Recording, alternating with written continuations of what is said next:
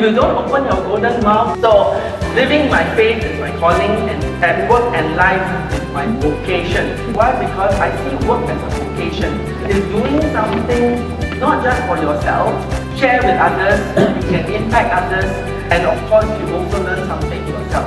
I wake up in the morning, I go and brush my teeth, I look in the mirror and say, yes, I am all set to go. Because life is in a way too short to spend every day being like that. All of us are leaders. Doesn't mean you must have a title to be a leader. Don't worry, AI is not going to take over your job. Because unless you sit there and let the AI take over you now, right? Because we have a soul, alright? We have social communication, we have networks. Is that always learning, that's all about learning. And learning is an attitude. I know, alright? Tell you what is the challenge? Humility. You always, the more senior you are, the more you think that I already know everything. And you don't ask people.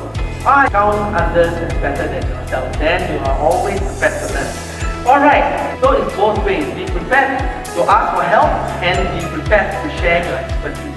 Right, tell them the same thing. You got to upskill, you got to reskill, you got to transform. At every step of the way, we have to stay relevant. Alright? Stay relevant to the globe. So Singapore is a very small place. I've been involved in.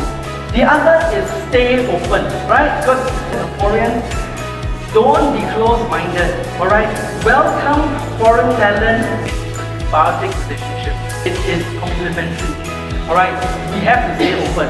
And moreover, stay together. We have to be united, right? If we are not united, right, and Singapore is so small, we continue to stay relevant, stay open, and stay together, all right, so that we can take Singapore into the next 60 years. Very often, you wonder why I didn't get the job. Okay, hey, how come the fella got promoted ahead of me? I'm equally good. Because you didn't tell anybody.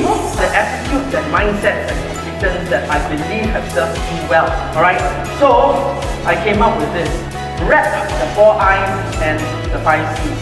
For me, with faith. But to wrap the 4 I's and the 5 C's, what is wrap? R-A-P. Resilience, adaptable, purposeful. I will just share with you a very quick one about resilience. IBM is going to divest PTD, and Lenovo, a Chinese company, is going to acquire us. Alright? In some ways, I will also say role model resilience. So, that was resilience for you. 4 I's. Be inquisitive. I already said about being capable or curious. Alright? Inquisitive. I don't quite like this word, sometimes overused, innovative. I would tell you, think of it as think beyond your comfort zone. Alright? Because I spent 3 years in Tokyo. Right? So at that time, after listening to all that beat around the bush, I told them, gentlemen, let's open kimono. Why I tell you, the rest of my 3 years, I was their best friend, they were my best friend. Things, blah, blah, blah. Alright? Industrious, hard work. Young people, no shortcuts. Alright? It still takes hard work to get to wherever.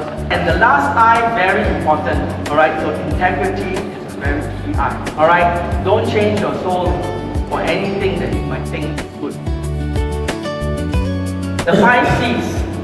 Communicate, collaborate, create value. Okay? There must be value creation. Because as I say this, I'm sure you all can think about certain people how be creating value. And creating value doesn't mean wow, must have big thing. It could be just giving the person a listening ear. It could be just journeying with the person in whatever way. And then my last 2 C's is courage. It takes courage. Right? You didn't have courage to express what you desire. You didn't have courage to approach anyone to speak about, hey, I just told you. If you don't open your golden mouth, don't expect people to know what is it that you want. Alright? And if they gave you, and then the last C, compassion. Right? Don't just do things for yourself. Alright?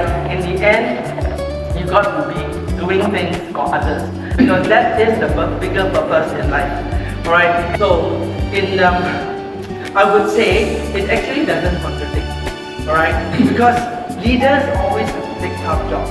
But it's the approach of how you do it. Alright? But I believe that the right thing to do, invite them one by one in, talk to them, listen to them, and share the reality, right? And ask them what else you can assist them.